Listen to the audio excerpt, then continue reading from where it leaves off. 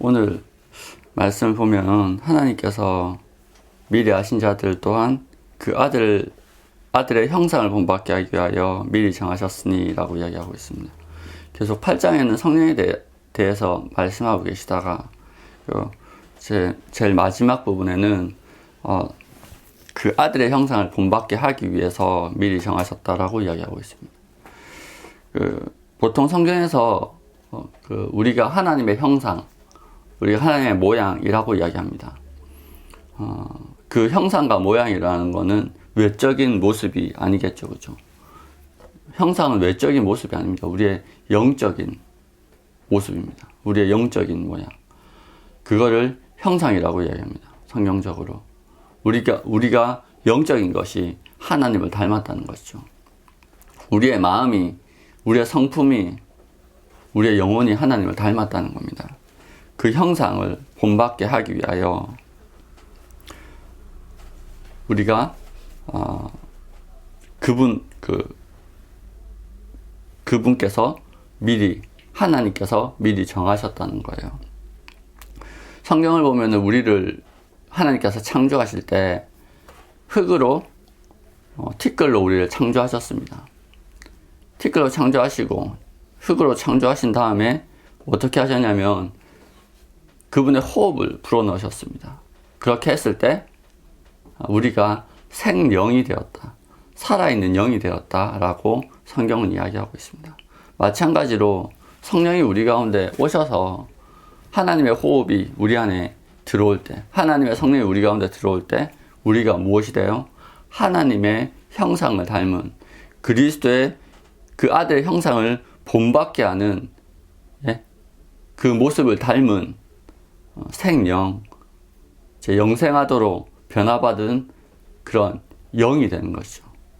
그것이 성령이 우리 가운데 오신 이유입니다. 그 아들의 형상을 본받게 하기까지. 우리가 그분의 성품을 본받고 우리가 그분을 따라서 영적인 하나님과 교제하고 교통하고 함께 하나님을 예배할 수 있는 그런 존재가 되기 위해서, 존재로 만들어 주시기 위해서 성령이 우리 가운데 오신 겁니다. 이는 그로 많은 형제 중에서 맏아들이 되게 하려 하십니다. 또 미리 정하신 그들을 부르신 그들 또한 의롭다 하시고 의롭다 하신 그들 또한 영화롭게 하셨느니라. 여기 보면은 부르시고 의롭다 하시고 영화롭게 하셨다라고 이야기하고 있습니다. 그분이 부르시고 의롭다 하시고 영화롭게 하셨습니다. 무슨 뜻입니까? 이게 뭔가 진행되는 것 같죠, 그죠? 그분이 부르신 다음에 우리를 의롭게 하시고 그리고 영화롭게 하셨습니다. 그 형상을 빚으시기까지, 예수 그리스도의 형상을 닮게 하기까지. 여러분, 예수 그리스도의 형상이 뭐예요? 그리스도의 모습이 뭐예요? 완전히 영화로운 모습으로 부활하셨죠, 그죠? 그분이 영광스럽게 부활하셨습니다. 그 모습대로 우리를 가꾸시기 위해서 지금도 끊임없이, 지금도 정말로 디테일하게 우리를 인도하시고 지키시고, 성경은 우리의 머리카락 하나까지 세신 바 되었다라고 이야기합니다. 우리의 머리카락 하나까지 세신 바 될 정도로 우리를 정말로 세밀하게 인도하시고 우리를 변화시켜 나가기 위해서 우리를 향한 정말로 많은 계획들, 많은 생각들을 하나님 아버지께서 우리를 향한 계획들을 가지고 계시다는 겁니다. 그분은 지금도 우리를 지키시고 인도하십니다. 그런즉 이 일에 대하여 우리가 무슨 말 하리요? 만일 하나님이 우리를 위하시며 누가 우리를 대적하리요? 자기 아들을 아끼지 아니하시고 우리 모든 사람을 위하여 내주시니까 어찌 그 아들과 함께 모든 것을 우리에게 주시지 아니하겠느냐라고 성경은 이야기하고 있는데, 왜 이렇게 주님은 우리를 그리스도의 형상으로 빚기 위해서 노력하시는 겁니까? 왜 우리가 그리스도의 형상을 반드시 본받아야 되는 겁니까? 성경은 우리에게 모든 것을 주시기 위해서, 아들과 더불어 모든 것을 주시기 위해서 우리를 변화시킨다라고 이야기합니다. 그리스도의 형상으로. 여러분, 인간적으로 조금만 생각해봐도 정말로 당연한 말씀이죠. 여러분, 세상에서 재물과 명예, 권력을 지키고 얻으려 해도 무엇이 가장 중요합니까? 교육이 가장 중요합니다. 그렇죠? 많은 재물이 있고 많은 권력이 자기 집안에 있더라도 그것을 받을 상속자가 그것을 지킬 능력이 없다면 어때요? 그걸 절대 지키지 못하죠. 그죠? 모든 것을 빼앗기고 망할 뿐입니다. 여러분, 무엇을 받는가가 중요한 게 아니고 그것을 받았을 때 어떻게 그것을 운용하느냐가 훨씬 더 중요합니다. 하나님께서 우리에게 아들과 더불어 모든 것을 주실 것이라고 말씀하고 있습니다. 그죠? 자신의 것을 상속할 것이라고, 우리에게 주시겠다라고 약속하셨습니다. 근데 그러려면 그것에 걸맞는 지혜와 지식과 성품을 우리가 가지고 있어야 돼요. 능력이 없는 이가 과도하게 큰 능력을 가졌을 때 그거는 자기에게도 그렇고 자신의 집에도 그렇고 가정에도 그렇고 세계적으로도 재앙이죠. 재앙. 여러분, 아무것도 모르는 어린아이에게 세계를 파멸로 이끌 수 있는 권력이면서 힘이면서 그런 핵을 쏘을 수 있는 단추를 줬다고 생각해보세요. 뭐예요? 재앙이죠. 재앙. 그것을 관리할 수 있는 지혜와 지식과 운용할 수 있는 힘이 필요합니다.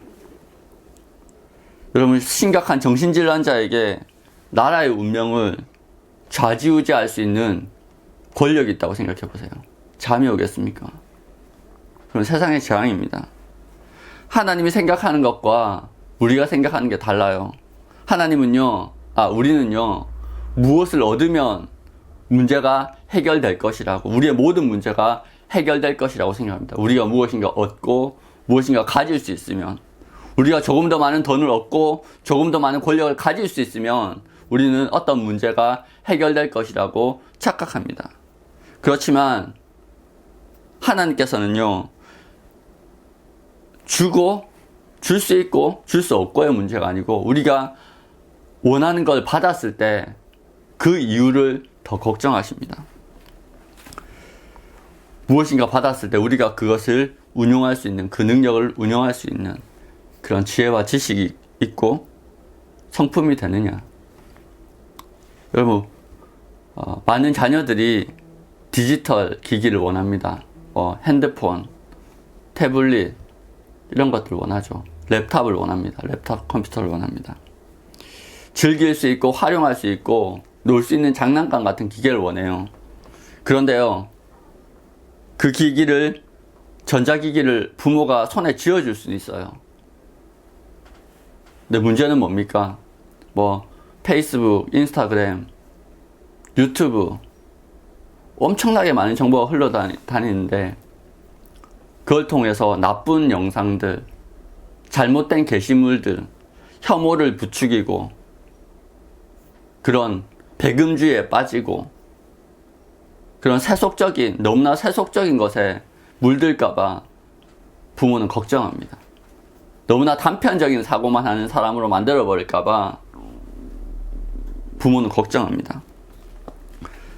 인간으로서 당연히 가져야 될 윤리적 책임에 등한시하는 사람을 만들까봐 그 기계를 보고 잘못된 매체들을 접함으로써 잘못된 길로 가게 될까봐 그걸 걱정해요. 부모는 아이에게 무엇인가를 주는 문제 이전에 그가 받은 이것을 어떻게 지혜롭고 바른 사용법으로 사용할 것이냐를 더 걱정합니다. 그리고 그것을 손에 쥐어준 이후에도 눈을 떼지 않고 지켜봅니다. 이게 잘 사용하고 있나? 아니면 이상한 데 사용하고 있나? 오용하지 않나? 바로 사용하고 있나? 하나님 역시 마찬가지입니다. 하나님에게 중요한 것은 줄 수 있을까, 줄 수 없을까가 아니고 그 능력이 아니고요. 우리가 하나님의 자녀된 권세에 합당한 성품과 지혜를 얻느냐, 마느냐에 있는 겁니다. 그게 하나님의 마음이에요.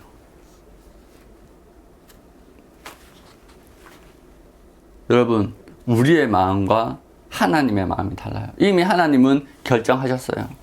그 아들과 함께, 그 독생자 예수 그리스도와 함께 모든 것을 주시지 않겠느냐, 주시기로 작정하셨어요. 그런데 그거에 걸맞는 하나님의 자녀에 된 권세, 그 권세에 걸맞는 그 지혜, 그 성품이 있느냐는 것이죠. 여러분, 사람은요 진짜 연약합니다. 조금만 형편이 나아져도요 옛날 생각을 못해요. 금세 교만해집니다. 미성숙한 사람은요 조금만 나아져도요 방종으로 흘러요. 옛날에 수도사들이 옛날에 수도상들 중에 기둥에 올라가서, 높은 기둥에 올라가서 수도 생활을 하는 사람들이 있었어요. 왜 높은 기둥에 올라가서 수도 생활을 했을까요? 왜 그랬어요? 왜 하필이면 높은 기둥에 올라갔을까? 방금 제가 말했잖아요. 조금만 형편이 나아지고 조금만 높아져도 사람들은 방종하게 된다고요. 그것을 알고 시간이 지나면서 점점 높은 기둥에 올라가서 스스로 절제하는 거예요. 아, 높은 곳에 올라갈수록 어때요? 위험하죠. 떨어지면 크게 다쳐요. 그래서 일부러 높은 곳에 올라가서 수도 생활을 하면서, 그래, 내가 하나님과 더 깊은 관계 가운데 있고 하나님의 더 많은 비밀을 알았는데 여기서 내가 방종해서, 여기서 부안해동해서 떨어진다면, 타락한다면 더 큰 이에게, 나뿐만이 아니고 더 많은 이들에게 해를 끼칠 거라고, 그것을 스스로 자각하기 위해서 일부러 높은 기둥 위에 올라가서 시간이 지나서 점점 기둥을 높여서 위험한 곳에서 자기의 신앙생활, 자기의 수도 생활을 영위했던 것입니다. 지혜로우신 분들이죠. 그죠? 다른 사람들 보기에 좀 이상할 정도로, 그렇지만 나름이 아니고 자기를 낮추고 겸손하기 위해서 높은 기둥 위에 올라가서 수도 생활을, 일부러 위험한 곳에서 수도 생활을 하신 거죠. 성숙한 사람은요 올라가면 올라갈수록 그 자리가 더 위험하고 더 방종하기 쉽고 더 하나님의 뜻에 더 반하는 행동을 가능성이 많다라고 생각해서 그렇게 하는 거예요. 지혜로운 사람들이죠. 여러분, 성경은 주님 우리를 은을 7번 연단하듯이 우리를 연단하신다라고 말씀하십니다. 정말로 순수한 정금을 만들기 위해서, 정말 순수한 은을 만들기 위해서 연단하듯이 장인이신 하나님께서는 우리를 그렇게 연단하십니다. 정결하기 위해서, 정말로 예수 그리스도의 모습대로 영화롭게 만들기 위해서 우리를 연단하십니다. 성령을 주신 이유도 그거고, 성령을 우리 가운데 보내셔서 우리를 인도하시는 이유가 그거예요. 우리에게 하나님의 모든 것을 상속하실 때 그것에 조금도 부족함 없는 사람이 되도록 그렇게 우리를 훈련시키십니다. 그래서 우리가 주님 안에 있다면 주님 안에 받는 고난은 곧 예수 그리스도께서 우리를 상속자로 부르신 증거이구나 라고 생각하면 맞습니다.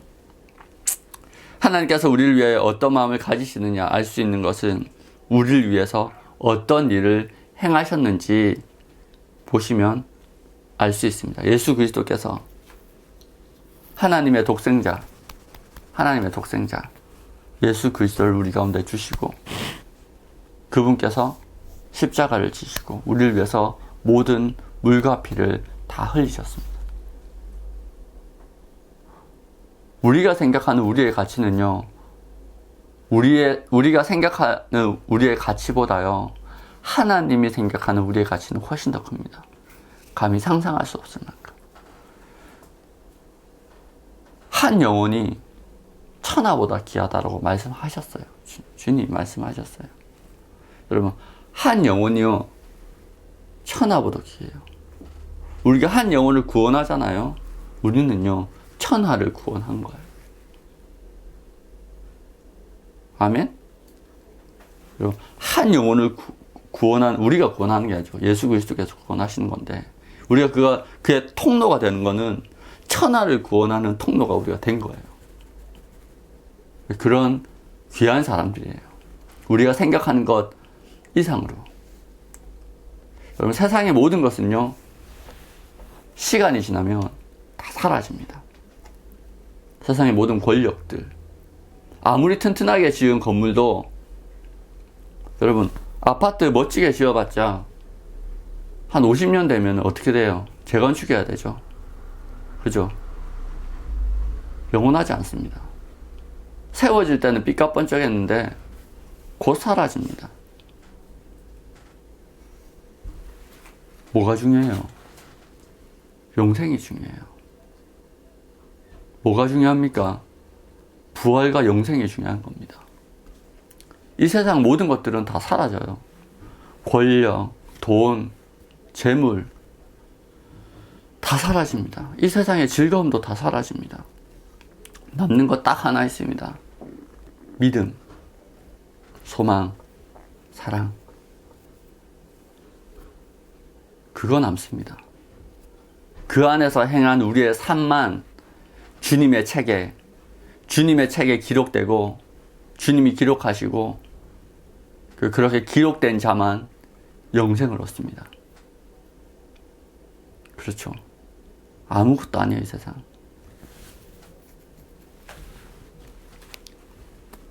그래서 이 땅에서 받는 우리의 고난은요, 귀한 거예요. 왜? 그분이 우리를 사랑하시는 증거거든. 이 땅에서 받는 훈련이요, 귀한 거예요. 하나님 나라예요. 세상 사람들은 그럽니다. 눈에 보이는 지금 내가 발붙이고 살아가는 이 땅이 전부라고 생각해요. 근데 우리는 어떻게 생각합니까? 그리스도인은 어떻게 생각합니까? 이 땅은 그냥 나그네가 지나가는 길이에요. 우리의 진짜 집은 따로 있어요. 우리가 진짜 살아갈 마을, 도시, 나라는 따로 있어요. 어디요? 하나님 나라. 성경은 반대로 이야기합니다. 이 세상은 마치 꿈과 같다고요. 꿈처럼 흘러가는 세상이라고요. 실제는 어디에 있다고요? 하나님 나라. 우리 그리스도인조차 반대로 살고 있어요. 이 땅에서 아웅다웅. 이 땅에서 아파트, 집, 재물, 주식 회개해야 됩니다. 다윗이 뭐라고 그래요? 다윗이 우리는 우리의 열조와 같이 나그네로 지냈다라고 그래요.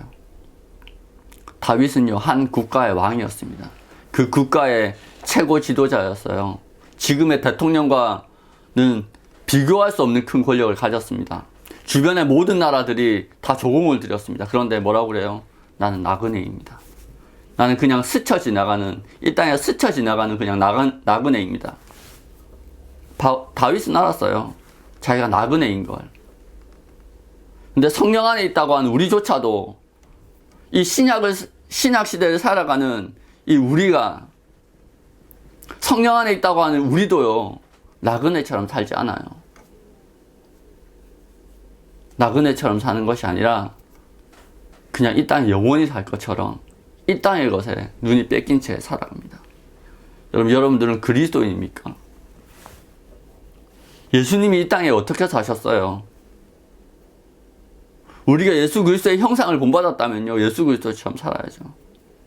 예수님이 어떻게 사셨습니까? 예수 그리스도야말로 정말로 나그네처럼 살았습니다. 오직 하나님 나라만 전하며 그 나라를 전한 그것 때문에, 그 복음을 전한 그것 때문에 십자가를 지시며 살아갔습니다. 우리는요, 우리 그리스도인은요,